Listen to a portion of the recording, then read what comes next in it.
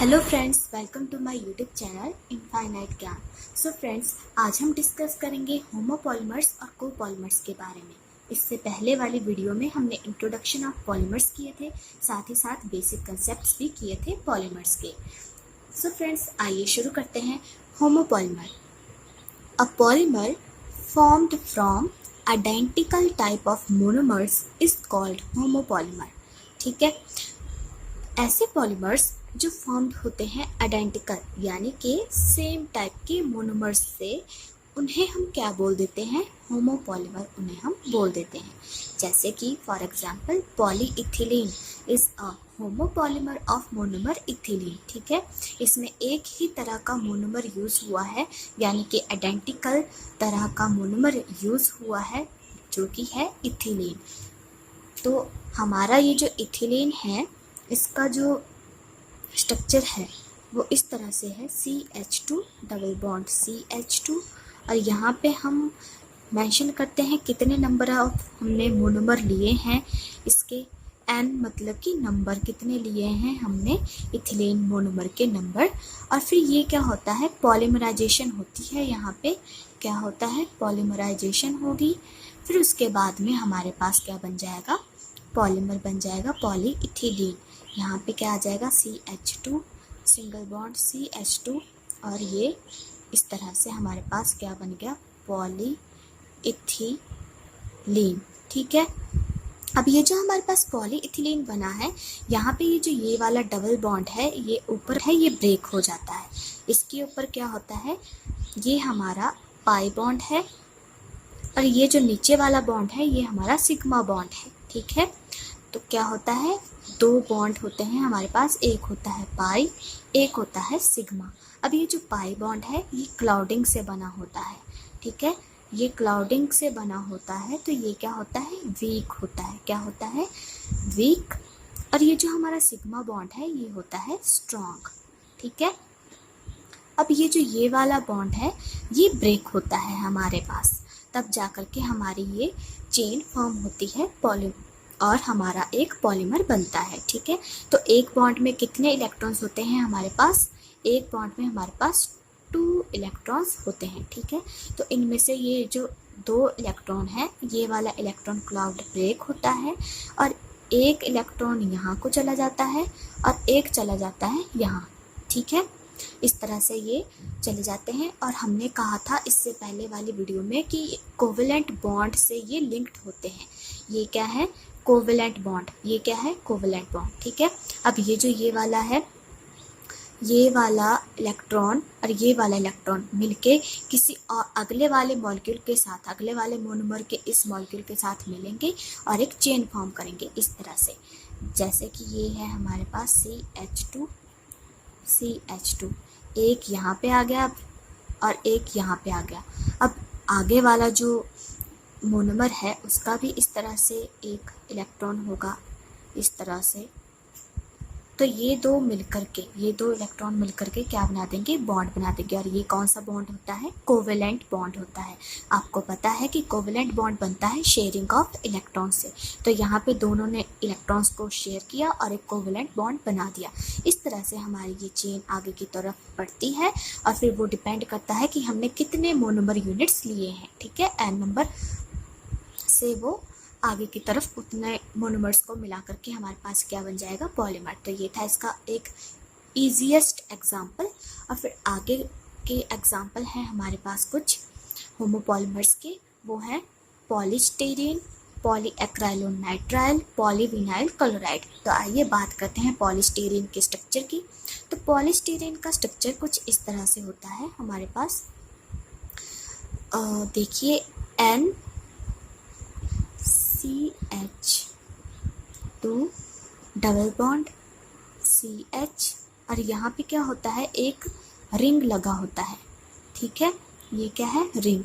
तो ये क्या है, पॉलीस्टीरीन बनता है, पॉलीस्टीरीन जो है वो पॉलीमर है। ठीक है, तो ये बनता है मोनोमर स्टायरीन से। हमने कहा कि होमोपॉलीमर वो होते हैं जिनमें एक ही तरह का मोनोमर यूज हुआ है। तो ये स्टायरीन के मोनोमर्स को मिलाकर के हमारे पास क्या बन जाता है, पॉलीस्टीरीन।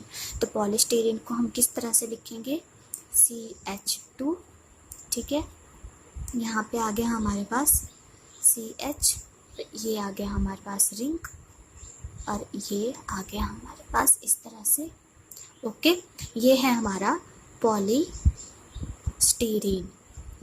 अब बात करते हैं पॉलीएक्राइलोनाइट्राइल और पॉलीविनाइल क्लोराइड की। तो अब ये जो पॉलीविनाइल क्लोराइड है, इसका फॉर्मूला भी इस तरह से होता है CH2 double bond CH vinyl chloride. यहाँ पे क्या होता है, हमारे पास क्लोरीन होता है, और जब ये पॉलीमराइज करता है तो ये इस तरह से ये ब्रेक होता है CHCl, ठीक है। इस तरह से ये ब्रेक होता है और ये बन जाता है हमारे पास पॉलीविनाइल क्लोराइड। अब ये जो हमारा पॉलीएक्राइलोनाइट्राइल है, उसमें कुछ नहीं होता। ये पॉलीएक्राइलोनाइट्राइल जो है, उसमें सिर्फ यहाँ पे जहाँ पे हमने क्लोरीन लिखा हुआ है, वहाँ पे क्या आ जाएगा, साइनाइड ग्रुप आ जाएगा, ठीक है।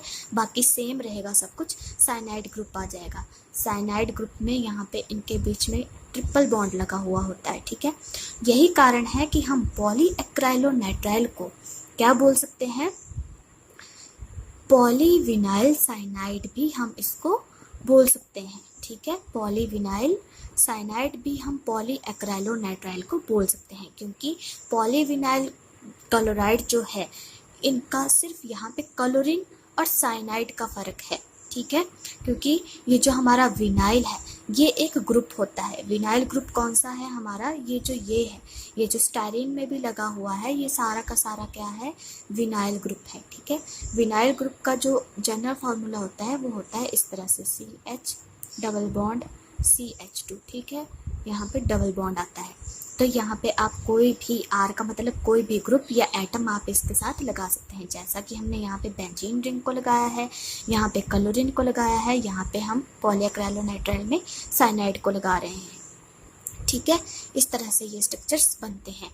अब बात करते हैं कोपॉलीमर की। अ पॉलीमर फॉर्म्ड फ्रॉम 2 और more different monomers is called copolymer, ठीक है।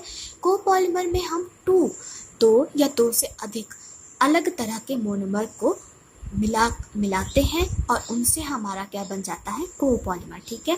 तो इस वजह से, क्योंकि इसमें दो या दो से अधिक अलग तरह के मोनोमर्स लग रहे हैं, तो इस वजह से इसको हम क्या बोल देते हैं, मिक्स्ड पॉलीमर भी इसको हम बोल देते हैं। जैसे कि इसका एग्जांपल है नायलॉन 66। ये कोपॉलीमर है किसका, एक तो इसका मोनोमर है हेक्सामिथाइलिन डाइअमीन और दूसरा इसका मोनोमर है एडिपिक एसिड। मतलब कि ये दो अलग तरह के मोनोमर्स को मिला करके बना हुआ है, ठीक है। तो ये है हमारे पास हेक्सामिथाइलिन डाइअमीन, दिस इज, ये है हमारा एडिपिक एसिड, ठीक है। तो यहाँ पे क्या होता है, ये रिएक्शन होती है और यहाँ पे हमारे 2 मॉलिक्यूल्स होते हैं, ठीक है। ये क्या है हमारा अमाइड, और यहाँ पे एडिपिक एसिड में हमारे पास 2 कार्बोक्सिलिक ग्रुप लगे हुए होते हैं, और ये जो हमारा हेक्सामिथाइलिन डाइअमीन, यहाँ पे 2 अमीन ग्रुप्स लगे होते हैं। तो यहाँ पे 2 हाइड्रोजन है, इसमें से एक हाइड्रोजन निकल जाता है और यहाँ से OH निकल जाता है, ठीक है। ये क्या निकल गया, OH, और एक हाइड्रोजन यहाँ से निकल गया। तो ये क्या निकल गया, यहाँ से वाटर यहाँ से निकल गया, ठीक है। अब हमारे पास रिएक्शन क्या हो जाती है, अब हमारे पास क्या बचा, अब हमारे पास बचा यहाँ पे NH, ठीक है, ये और C डबल बॉन्ड O, ठीक है। इस तरह से हमारे पास ये बचा, ठीक है। और ये वाला जो है, इसको हम पेप्टाइड लिंकेज भी बोलते हैं, इसको हम, ठीक है, पेप्टाइड लिंकेज भी इसको हम बोलते हैं, पेप्टाइड लिंकेज या अमाइड लिंकेज, ठीक है। ये क्या है, पेप्टाइड या अमाइड लिंकेज। ये वाली लिंकेज यहाँ पे फॉर्म होती है जब हमारा नायलॉन 66 बनता है। तो इस तरह से ये बॉन्ड बन गया यहाँ पे, और यहाँ पे मैंने शो किया हुआ है वाटर, ठीक है। तो ये जितने नंबर ऑफ मोनोमर्स आप इसके लेंगे हेक्सामिथाइलिन डाइअमीन के, कितने आपने एडिपिक एसिड के लिए, उतने ही मॉलिक्यूल्स, उतने ही नंबर ऑफ वाटर भी हमारा निकल जाता है इस प्रोसेस के दौरान, ठीक है। अब बात आती है कि नायलॉन 66 को हम नायलॉन 66 क्यों बोलते हैं, नायलॉन 66 क्यों नहीं बोलते। वो इसलिए क्योंकि आप देख रहे हैं कि हेक्सामिथाइलिन डाइअमीन में जो हमारा कार्बन है वो कितने नंबर का है, 6 कार्बन्स हैं यहाँ पे प्रेजेंट, ठीक है, 6 कार्बन्स हैं यहाँ पे प्रेजेंट।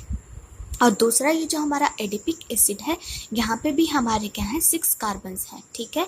किस तरह से हमारे 6 कार्बन्स हैं, यहाँ पे देखो 4 यहाँ पे है और एक ये है, एक ये है, तो 4 5 6, ठीक है।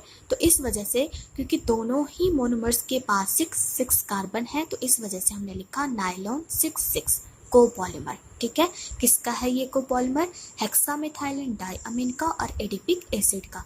इसमें क्या होता है, दो डिफरेंट या दो से अधिक डिफरेंट तरह के मोनोमर्स कंबाइन होते हैं तब हमारा कोपॉलीमर बनता है। तो इसलिए कोपॉलीमर को आप मिक्स्ड पॉलीमर भी बोल सकते हैं।